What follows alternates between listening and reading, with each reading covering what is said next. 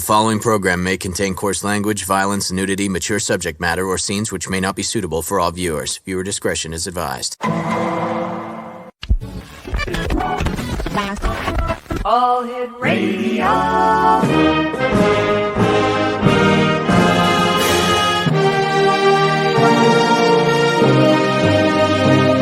Welcome to the X Zone, a place where fact is fiction and fiction is reality.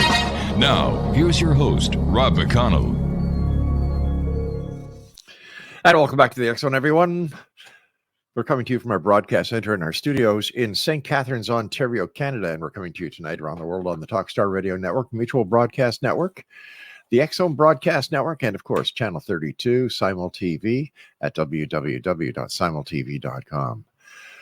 Wow, what can I say about our next guest? We've had this young lady on the show for many years. She's a good friend of the X Zone Nation. I'm talking about Dr. Shelley Kaehr.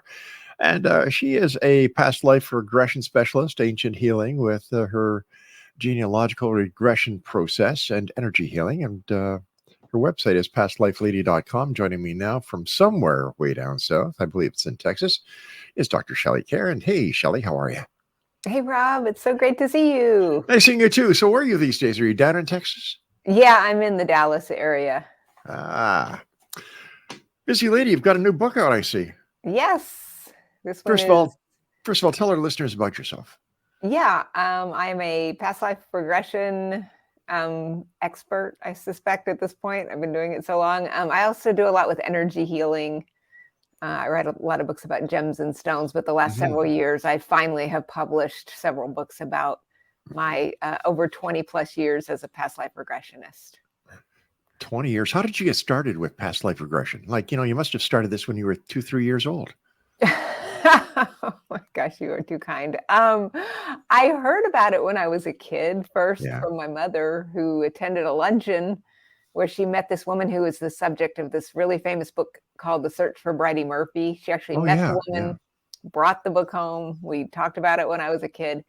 And then I got into it in my 20s after I had a regression, after a friend was killed in an accident. And I found it very transformational. What was it like the first time you actually were able to regress someone into their past lives and this door to history that was locked inside this person was opened up to you? It was really, it's really interesting. It's still interesting now, but the first time you realize, wait a minute, we have these dormant memories that are in all of us. And if the right questions are asked, then you do unlock the door to a lot of different information about the soul. It is really amazing. How do you take someone back? Is it like we see on TV where the hypnotist puts somebody into a hypnotic spell where they can actually make them cluck like a chicken or walk like a duck? Or is that just TV? What's the real regression like, Shelley?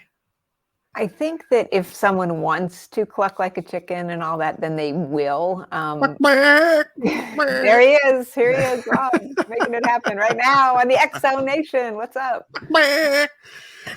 Yes, if you're prone to that, which apparently Rob is, yes. But, you're actually just you're relaxing the brain waves. You're actually in more control than you are in waking consciousness. So, you do what you want to do.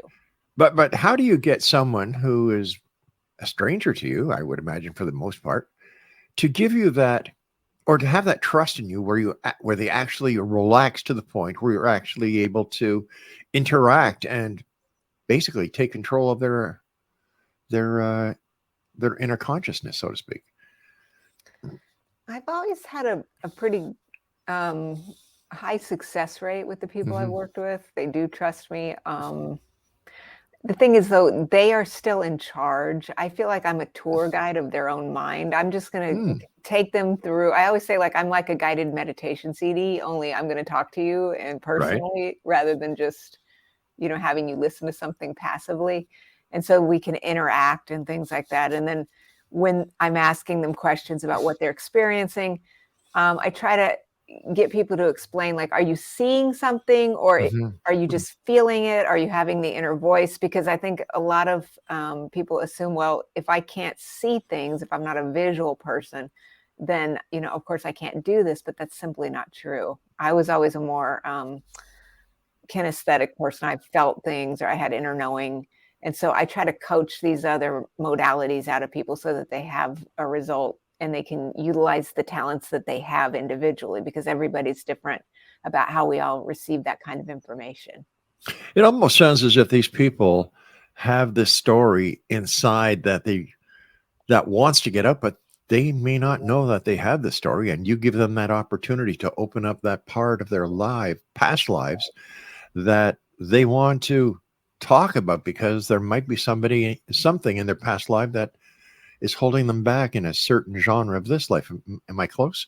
Yeah, it reminds me of an article I wrote many years ago called Stories We Tell. So the client has an issue normally. I mean, sometimes maybe we're just curious, but Right. sometimes there's an issue. It's relationships. It might be, some relationship. They want to know how they know somebody, for example. That's one of many things. And so we're going to go back. I'm going to ask them to go back to the origin point, like the most significant time when they knew this person, or the time that would give them the most insights. And so once they get into that space, if I say, well, okay, great. So what were you doing back there in the 1600s, Rob? And you say, wow, this is weird. I'm seeing this and this and this. Okay, great. Well, how is that, applying to what you're doing in your current life? Or how is it different? Or if it's a relationship, how is that relationship either the same or different than what we're doing now? And so if we identify something in the past and they go, wow, you know what? I'm doing the same thing back then that I'm doing now.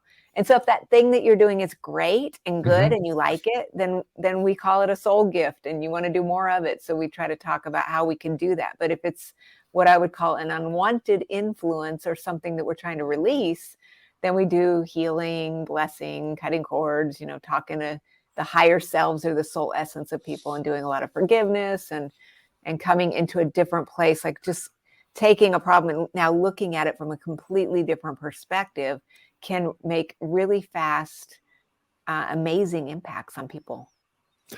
How is it that when a brand new baby is born, later on in life, they start having this recall? Like, do we bring our past lives with us? We do. And there are now many case studies about kids. I heard people talk to me about this all the time. I heard from somebody just recently, their granddaughter was saying some things about how they knew each other before in Egypt and stuff. So, I think when kids are still young, they're very unfiltered. Most of the time, the parents might say, hey, come on, honey, that sounds crazy. We're trying to go to church today. Let's kind of knock that off. Or eventually, even if their parents just said, oh, well, that's nice, they'll talk to them and just entertain the conversation. It seems that there's a certain point when the child gets to be a certain age where that openness kind of closes off, whether they've been encouraged or not, and they just go on about their lives, because there's so many things we have to, the brain has to process all the things we're dealing with in the current life, that it's almost like this just gets, buried, and it's a dormant memory. It must be very confusing and frightening for people who have flashbacks of a previous life and they don't know why. With the kids, the ones that I've heard of from people telling me about it, the child doesn't normally seem to be very afraid of it at all. They'll just be kind of real matter of the fact, like, well, guess what? I used to know you when you were little and I was big, and just blah, blah, blah. Like, this is just the most normal thing that they've ever talked about in their lives. Whereas I think it's the adults that are going, oh my gosh, what am I going to do with this kid? Yeah, exactly. So it's interesting. Well, simply you take the kid down to the local psychologist, get them a prescription for Ritalin, and away you go. It's problem solved. No. Not at all. How is it then that with all the people that are born and all the people that die each and every day, that two people are able to have lives together? For example, the young girl who had the experience of knowing this other person back in Egypt in a previous life. How does that work? Like, the odds of this happening seem to be way out of the ballpark. The longer I live, and I think you and I are always pretty much on the same page. The Mhm. more I realize I don't actually know anything about anything. And so Wow. I don't really know how this works. I mean, I think even the modality of past life regression, I try to come at it that this is a healing modality. So it's kind of like a little talk therapy where, as you mentioned earlier, we're going to tell ourselves a story. Mhm. And I do believe in reincarnation, but yet how does that work? Like, it's like a game, let's say, but we don't exactly know what the rule book is. I don't really think that any human being is going to exactly know what that rule book might be until we've Right. crossed over, you know? So I think it's So up for it grabs. so if we don't know how it works and there are so many questions about it, how do we know it's real? I think the results have to speak for themselves. Mhm. For me, if it's like when I had my first regression, I had a friend who died. I'm carrying around all this grief for years. I go and I realize, hey, guess what? We've known each other before. He's always checking out early. Every soul has a path. I got this whole message and I went, wow, you know what? I don't have to feel like this anymore. I don't have to feel as horrible anymore. I can let this go now. I can look at this horrible thing from a different perspective. And it was just like something just got up and left. I felt better. And I think it really has to do with the inner shift that we Mhm. can make so quickly if we're open to it in how we're viewing reality, because a lot of our suffering is really based on how we're viewing reality. So if it makes us feel better and it's, you know, if it's not harming anyone and it's just Sure. making us feel better about a situation, then that's when I'm all for it. You and me both, my friend. Exonation, Dr. Shelley Kaehr is our special guest. Her website is the Past Life Lady. And the good Dr. Shelley Kaehr will be back with us when we return after this short break as we continue here in the Exome from our broadcast center and studios in St. Catharines, Ontario, Canada. And the Exome is being brought to you tonight by our friends at Beautiful Mind Coffee, www.beautifulmindcoffee.ca. It's believe me or not, just what the doctor ordered. We'll be back on the other side of this break. Don't go away.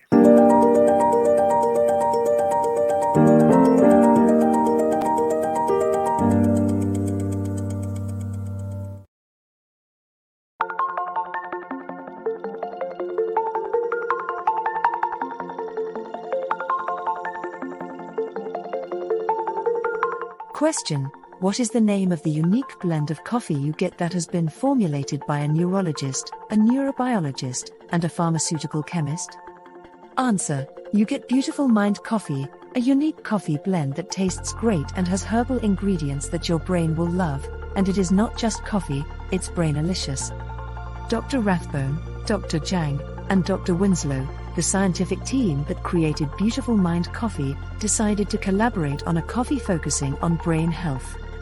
As for those herbal ingredients found in Beautiful Mind Coffee, Dr. Rathbone, Dr. Jang, and Dr. Winslow, utilizing their combined extensive scientific research background, worked with many natural and herbal products until the exact formulation that is found in Beautiful Mind Coffee was created.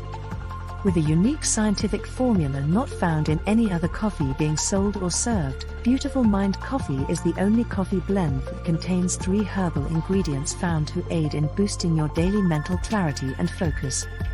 Every cup of Beautiful Mind Coffee contains scientifically formulated amounts of maca root powder, green tea extract, and American ginseng, all supporting good brain health.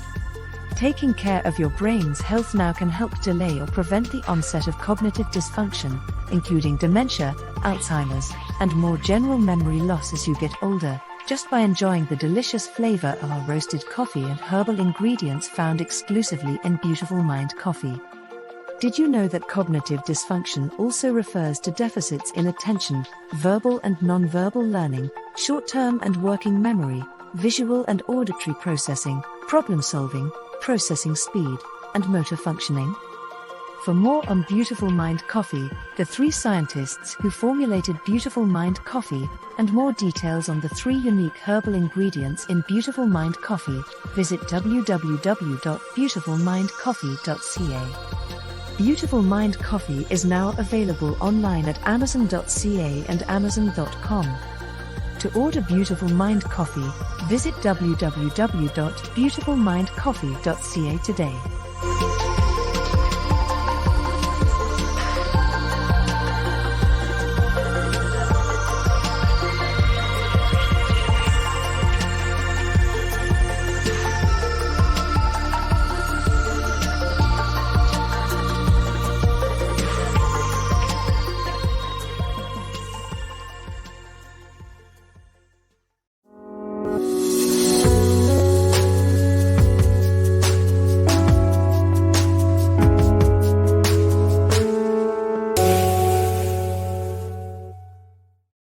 Welcome back, everyone. Dr. Shelley Kaehr is our special guest, pastlifelady.com. Shelley, you've got a new book out called, Past Lives in Ancient Lands and Other Worlds. Tell us about it. Yes, Interesting title, Other it Worlds? is. Yes, Other Worlds. Well, it's exactly what in novel writing, they say the promise of the premise. There are ancient lands in this book and other worlds. And so this is a book that's filled with the first half. We're going into the ancient world, starting with prehistory, moving off into like hunter-gatherers, Mesopotamia, Egypt, of course, Greece, etc. And then the second half goes into some far out material. How does this book differ from the other books that you've written over the years? I'm really interested in helping individuals who are reading material to remember their own past lives, even by just engaging with content. So that could be content they're seeing on the Discovery Channel, on the X Zone TV, or in this case, through the book. So each section in the historical part, I get into some history lesson, like a brief history lesson at the beginning of the chapter, sprinkled in with a few case histories that I've done. And then I'm taking readers through some different guided imagery exercises and things to start bringing awareness to the mind, like which places sound interesting and intriguing, which are making me say, no, I don't like this at all. So by the end of the book, the individual then can decide which ancient land or other world they'd like to explore, so that you can learn more about your own soul journey over the course of time. I was wondering if you could tell us about some of the ancient lands that you discuss. Yes. So what's been interesting about this book also is that normally over the course of many years, people would go back to lives that they had maybe in the 1900s or the 16 or 1700s. So I have collected these case histories of some of the most ancient times. And so there's case histories of clients in prehistory. And a lot of these have themes of people who are as I mentioned in the first break, people will typically have an issue, and now we want to go back to the source event or the origin point of certain issues. And so these are sometimes very fear-based. Maybe they're trying to let go of fear, and they realize, well, maybe that fear originated when they were, fighting to survive in some prehistorical setting. So that's an interesting thing. And then the reader can do some healing around letting go of fears. Some fears are good to keep us safe. Some need to be released. And then for the first time, I dove into Mesopotamia. And one of the things that's been on my mind is, that hasn't been a place that many people have reported on over the years that I've been doing this. They hit the high notes of like Greece or Egypt or something like that. And I think that because of content that we see in the mainstream media now, we see more documentaries. I've got case histories in this book for the first time about the Persian Empire. That's another one. We don't get to go to those areas now because it's very tumultuous, but we're seeing some really amazing filmmakers who are making just revolutionary documentaries about this place. And when we see it, we can engage at a soul level, and something can go, wow, there's something really compelling about that. And so I'm starting to hear more people reporting about that. And of course, I always encounter a lot of ancient Egyptians because, I love Egypt, and so do a lot of, I'm sure, the Exo Nation. There's tons of people. We've been around that material our whole lives, whether we saw it in a book or we got to see the King Tut exhibit when it came to your city. So it's very, very popular. Greece, Rome, which is very interesting. So it was fun to dig in and actually write brief histories for people. It's very complicated, but I wanted to kind of write a history book a little bit and hopefully entertain while we're doing all this, because we have to have fun. Sure. How far back is your furthest story or your furthest case that you talk about in your book? This gets into the other world section in part 2 of the book. I get into some of the lost civilizations such as Atlantis and Lemuria. But even before that, there is a space that some clients access that I call before the before, that is so early, where people are literally traveling back in time to what they would describe as being one with the universe. They're just in cosmic consciousness. And this can be very helpful for people if they're feeling down or depressed, disconnected, which unfortunately so many people are. So there's a guided journey in the book that can help people go back and just connect to this feeling of being loved unconditionally and really being connected to things at a soul level can be very, very helpful. Has anyone ever talked about being when they're regressed, or that the research you've done that they remembered Neanderthal times? Yes, there's some of that in the prehistorical section. There's little snippets of case studies. I've done it a little bit different in this book than in others, but if people talking about just struggling to survive, or their mate has just died and now they don't know how they're going to feed themselves, or they're trying to get the fire started, and very, very primitive settings. Very, very interesting stuff. I'm sure there's a lot of people wondering, well, how do we know this isn't just some way to cope with grief? That this is all it is. It's our mind filling in the blanks, the pareidolia effect. It's a great point, and it's really something that I get asked all the time. And as I mentioned earlier, I mean, I don't know for sure. There's really no way to prove or disprove. There are past life researchers who are able to go prove certain things about people who lived in more recent times. But a lot of this, we could say, well, even when I've gone through this process myself, sometimes I go, wow, it feels like I'm making this up. Where is this stuff coming from? But sometimes I think, well, if I was making it up, I don't even think I would have made this stuff up. So I just feel like it's coming from somewhere. And again, if it's some kind of subconscious expression of a story that I can tell that makes me feel better in the now and makes sense of a problem I'm having so that I can solve those problems in a new way, again, it works. What was your favorite part about writing your book? I have always wanted to write a book where we dive into some of these far out places. And I really liked doing the other world stuff. I do regress a lot of people who believe that they lived in Atlantis and in Lemuria. And, there's a few case histories in there of people who were in spaceships and things like that. So it's pretty interesting stuff. I like all the far out stuff. My publisher is Lou Allen, who I love. I really wanted the book to be historically put together with the before, and then Lemuria, and then Atlantis, and then we go into prehistory, but they wanted me to put them off into this other world section. So I consider Lemuria and Atlantis to be real. Again, not through any evidence, but just more through a feeling that I have about it. So I have to say that it was super fun to put it together. And it's just something that I've always wanted to write a book like this. I want people to just dive in and just see what is resonating with them on this one. When it comes to Atlantis, and Lemuria, it seems that the majority of people who talk about past lives, they always talk about Lemuria, they talk about Atlantis, and of course, Egypt. They seem to be the three top topics that people discuss when talking about past lives. Why?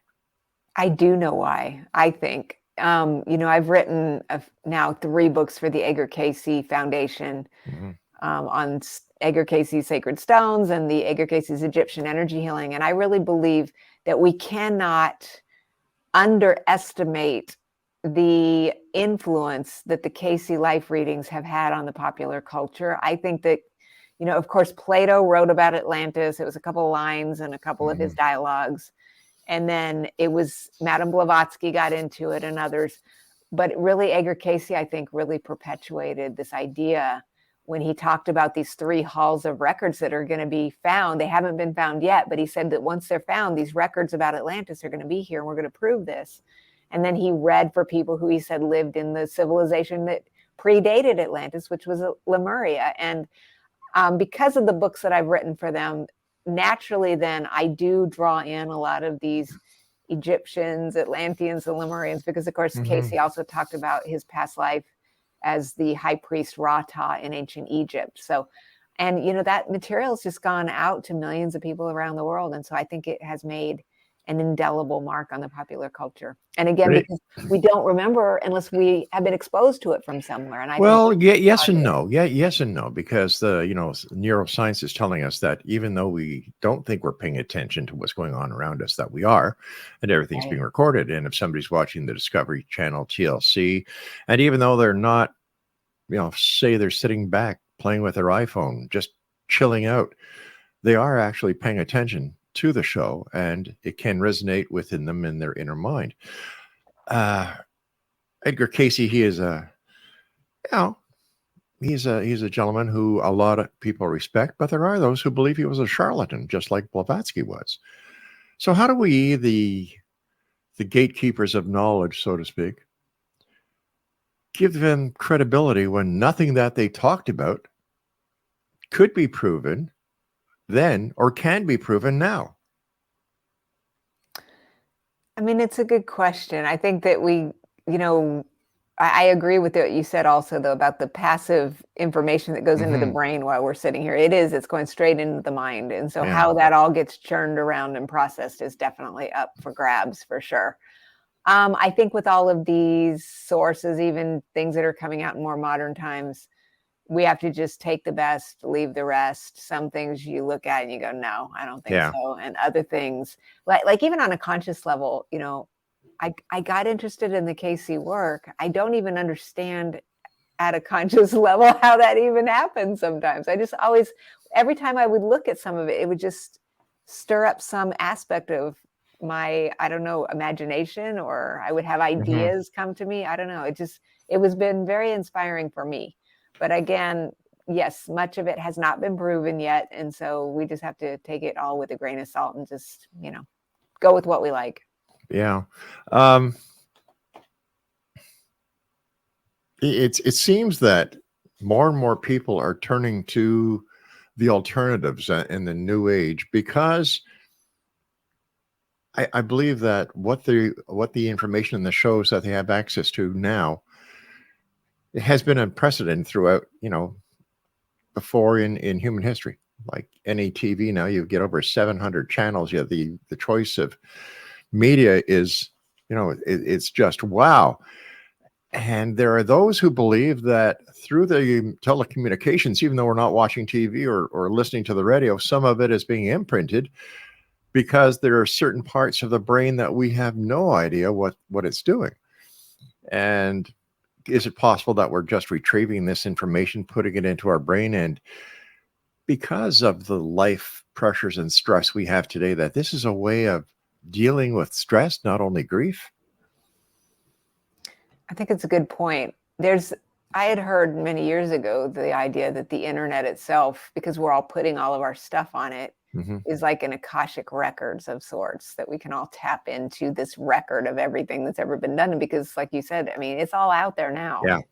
Somebody was telling me recently, I don't remember who it was, but back in the old days, in 20 years ago or so, you'd go into the metaphysical store and it was like, oh, wow, this is neat. It felt a little spooky or something. And now it's just not that it's not that mystical anymore. We know everything now. The other thing that's freaking me out, that's a little bit along the lines of, I guess, of what you're talking about, that's on my mind a lot lately, is this idea of artificial intelligence. What if we are just churning out all this material, it's going into the cosmic computer, and then later generations are going to be able to use all this material that's out here, because they're already using it to create documents and things. It's pretty kind of creepy. I mean, and kind of strange. And I think that they've done experiments about, the collective consciousness that shifts when, like, let's say we had 5,000 people meditating in a room, it shifts the frequencies around that radius for a particular number of miles, that crime would go down and things like that. But what you're saying is definitely plausible, because we've got all this information and we're all plugged into it. Is it also shifting consciousness? And then now that AI just turned on all of a sudden, I mean, I don't know where this thing's going. It's crazy. It's scary. It is. Dr. Shelley Kaehr is my guest. www.pastlifelady. We'll both be back after this break. Don't go away.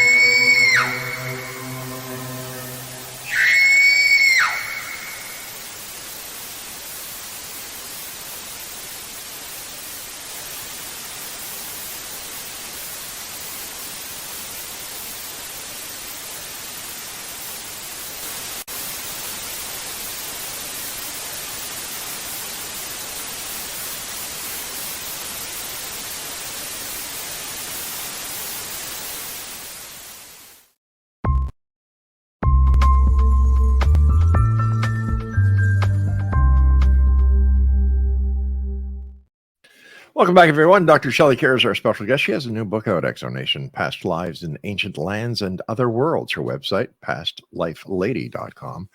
As always, Shelley, great having you with us. Thanks for joining us tonight, my dear friend. It's great to be with you. Hey, Shelley, tell us about some of the other world stories that you have in your new book. Like, how, okay, past lives on this planet, possible. But other planets? Yes. How do we do that? Yeah. Again, the person has a challenge. We're going to go back to that origin point where it began. And believe it or not, yes, some people believe that that challenge actually began on another planet. Wow. So one of the cases in this is a man who's flying around in a spaceship just through the galaxy. There's another one that's really cool. A person was in the Giza Plateau working on the pyramids and was told, do not look over here. But saw something that looked like an escalator going up toward the top of the pyramid. And there was a, quote, God, but they were not supposed to look at it or else they would get punished. And so, it's kind of like an alien Egypt story. That was a weird one. And then people who believe they are working with extraterrestrials. And so there's a journey that I include in the book. If you want to go discuss things with groups that you believe that you are working with, you can rearrange your negotiations with them and things like that. I often wonder, Shelley, if the X-Files would not have come on TV with the other shows going back to the beginning of the 90s, if we'd be sitting here talking tonight about aliens working with humans, that the pyramids were, according to those who believe it, were created by the extraterrestrials, when archaeology and history say it wasn't aliens, it wasn't anything else, it was the people in Egypt who built the pyramids. And they've been, they show the proof and everything, and yet people still believe that no, that's all wrong, it was the aliens. How do we deal with that as a society? Well, the bell has been rung, my friend. I don't think we're going to change certain people's minds about that. I guess some people just believe that is the case, When these people pass on, do you think that these legends or these beliefs will still carry on? I think they will, because they're still being written about. Yeah. The weird thing about the current society that I think about a lot is that this is so different, again, than 20 years ago or even 10 years ago. Everybody's running around with little headphones in their heads. So we're not really communicating as much with each other face to face. And so you don't really know what people are engaging in their content that's on their headphones. You don't know what kind of music they're listening to for sure. You really don't know what kind of books and things they're listening to. But because of all this is available, like we talked about earlier, you just don't know what they might be tuning into. And so that's the scary part. We don't know, the public, but those behind the curtains, like at Microsoft, like Google, YouTube, and all the corporations that are responsible for putting all this information out there, they know. And in my opinion, they use it for nefarious purposes. Like, I don't believe that the people at Google or any of the other data forces like Microsoft are doing it because they're great people. They all have a reason for doing it. And if you follow the trail, you're going to come to the money aspect. So if you're right, people listen to through their iPads and in their ears, their headsets. We don't know. But the information that they are listening to is helping others make money. And I think that is so wrong. Like the society is being used as guinea pigs in making money for the elite behind the curtains of the digital world. Well, there's no doubt, they've proven that the algorithms and even the scrolling action is an addictive thing, that you just get hooked on scrolling and scrolling and scrolling. Yeah. And so obviously the scrolling is selling something that the consumer needs to purchase. So it's... I disagree with you there, where the consumer has to purchase. I think there's a lot of subliminal advertising going on here, because I know many people, a lot of my friends' wives would spend money on Amazon like crazy because, oh, it's on the, they sit at home and they scroll and, oh, look. Oh, geez, I'd really like that. Go buy, purchase, buy, purchase, buy, purchase. And what the digital world is doing to the family unit. It's literally compartmentalizing members of the family. Like you go to a restaurant these days, and I know years gone by, you go to a restaurant, you'd see families talking, interacting. Now you go there, mom and dad are on their iPhones, the kids are on their iPhones. They don't even stop to eat. No, that's too long. I think it's deplorable, but that's just me. I'm an old-fashioned guy. I'm old-fashioned too. I have a friend, one of my best friends. Their family's like that. The two kids and the family, they just everybody's on their device. I'm like, I feel like I'm in an episode of the Jetsons. Yeah, over here. Now I'm dating myself. Thank you. I want Will Robinson to come back on Lost in Space and save us from all this, Rob. This is crazy. It is, and unfortunately, Shelley, it's going to get crazier before it starts to get better. Yes. Everybody's like, put that AI back in the can. Well, it's already out there. I never heard of it until they were already offering subscriptions for this stuff. Yeah. I mean, you can't put the stuff back in the can now. It's out there. No, it's just like in the olden days. I'm talking about 5-6 years ago, where people were so afraid that Big Brother was watching. Well, hey, you morons. As soon as you got a passport, guess what? They were watching. As soon as you got a bank card, you know what? Anything to do with your social insurance number, you know what? They're watching. And ironically, it's the people who have something to fear or have something to hide that are afraid of all this. Yeah. When it comes to AI, I think that can should have been kept closed. Look what it's doing to our kids. In school, they're going to be using these AI bots to do papers. They're not doing any research. The kid's not going to get any smarter. And what about the schools where they've stopped teaching kids how to write? Yes. Like, come on. Yeah. Hey, here's a news bulletin for all of you educators out there. If there's a solar flare, guess what? None of these devices work. Boom. Yeah. Yeah, that could be a real problem. It can be, and it's only going to affect them and make them think once it happens. And I remember 10 years ago, we had an EMF hit a power station over here in I think it was near, where was it, Craig? Somewhere in Ohio, that knocked out the power, in a vast part of throughout Ontario into Quebec and the northern states. Like we had no power for nearly a week. No telecommunications, no this, no that. It's going to happen again. You see, and I believe that the next terrorist wave will not be bombs. It'll be EMFs that will knock out the communications. Definitely. No. Yeah. Well, they'd already shut down pipelines and stuff, Yeah. Different things. Like you can cut off the water supply, the electricity, the pipelines, different things. I mean, it could be a real mess. And then that idea of like all of our knowledge is now being pulled into this big cosmic stew. And then what if the lights go out? Then the people who are the future generations, they're not going to know how to do anything because all they did was read from our database that we're creating for them right now. It's scary, Shelley. It's scary. It is.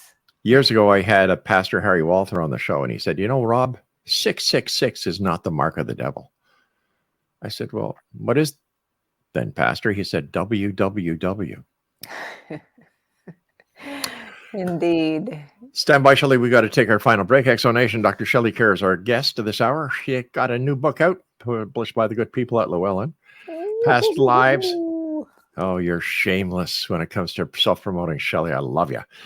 Past Lives in Ancient Lands and Other Worlds. And we'll both be back on the other side as we wrap up this hour here in the X Zone with our shameless Dr. Shelley Kaehr.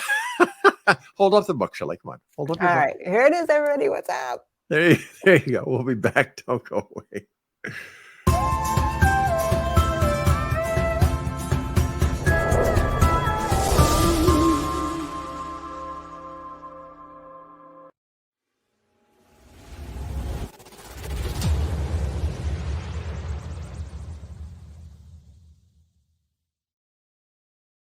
So I was watching the X Zone TV channel last night when I was abducted by aliens, and they kept repeating to me over and over again, simultv.com, simultv.com. What's simultv.com? That's what I asked them. They had it written on the side of their UFO. How do you spell that? UFO. No, I mean simultv.com. simultv.com. simultv.com. Right. simultv.com. Interesting that you were abducted by aliens in a simultv.com UFO last night. Oh, yeah? Yeah. Now that you mention it, I remember now last night I was awakened from a deep sleep. My great-grandmother was standing there. She said she come from the hereafter to tell me about simultv.com. She even spelled it out for me. simultv.com, sonny boy. simultv.com. simultv.com, sonny boy. Wow. Yeah. Guys, you'll never guess what my psychic guru just told me. simultv.com. Exactly. Are you guys psychic too? Of course. We all know about simultv.com. simultv.com.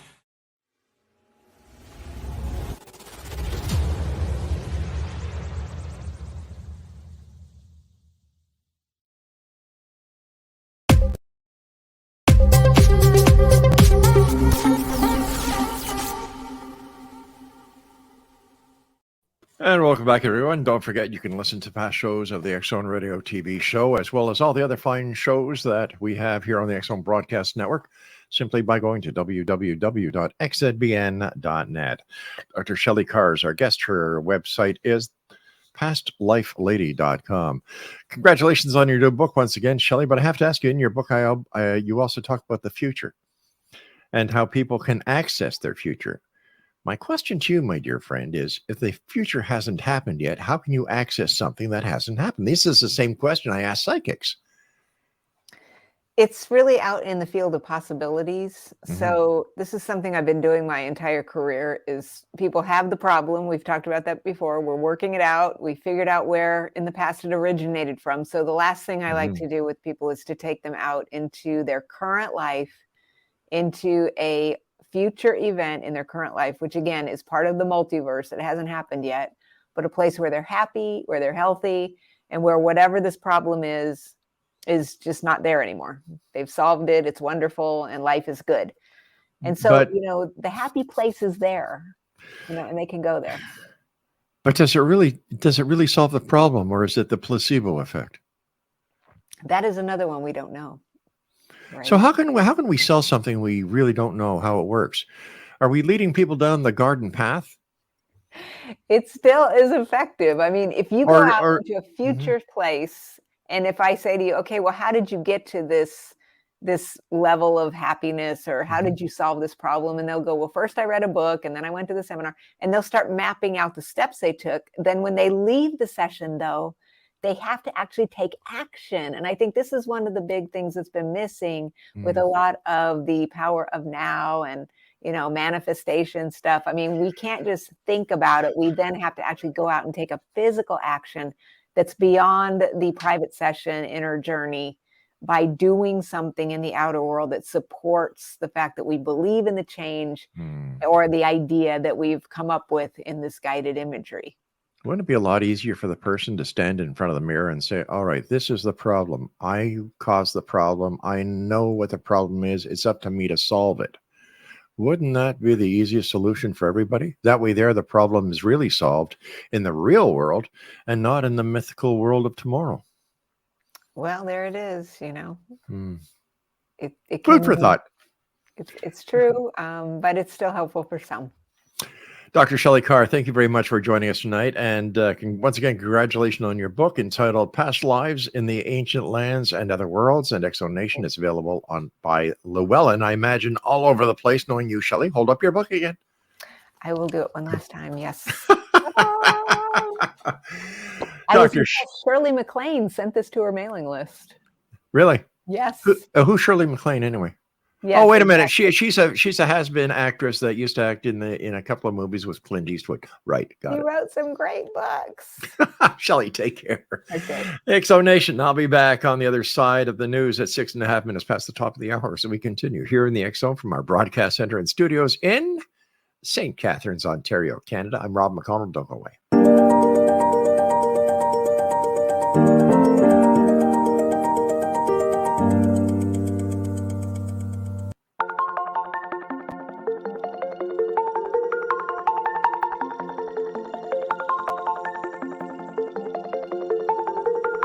Question: what is the name of the unique blend of coffee you get that has been formulated by a neurologist, a neurobiologist, and a pharmaceutical chemist? Answer: you get Beautiful Mind Coffee, a unique coffee blend that tastes great and has herbal ingredients that your brain will love, and it is not just coffee, it's brainalicious. Dr. Rathbone, Dr. Jang, and Dr. Winslow, the scientific team that created Beautiful Mind Coffee, decided to collaborate on a coffee focusing on brain health. As for those herbal ingredients found in Beautiful Mind Coffee, Dr. Rathbone, Dr. Jang, and Dr. Winslow, utilizing their combined extensive scientific research background, worked with many natural and herbal products until the exact formulation that is found in Beautiful Mind Coffee was created. With a unique scientific formula not found in any other coffee being sold or served, Beautiful Mind Coffee is the only coffee blend that contains 3 herbal ingredients found to aid in boosting your daily mental clarity and focus. Every cup of Beautiful Mind Coffee contains scientifically formulated amounts of maca root powder, green tea extract, and American ginseng, all supporting good brain health. Taking care of your brain's health now can help delay or prevent the onset of cognitive dysfunction, including dementia, Alzheimer's, and more general memory loss as you get older, just by enjoying the delicious flavor of our roasted coffee and herbal ingredients found exclusively in Beautiful Mind Coffee. Did you know that cognitive dysfunction also refers to deficits in attention, verbal and nonverbal learning, short-term and working memory, visual and auditory processing, problem-solving, processing speed, and motor functioning? For more on Beautiful Mind Coffee, the 3 scientists who formulated Beautiful Mind Coffee, and more details on the 3 unique herbal ingredients in Beautiful Mind Coffee, visit www.beautifulmindcoffee.ca. Beautiful Mind Coffee is now available online at amazon.ca and amazon.com. To order Beautiful Mind Coffee, visit www.beautifulmindcoffee.ca today.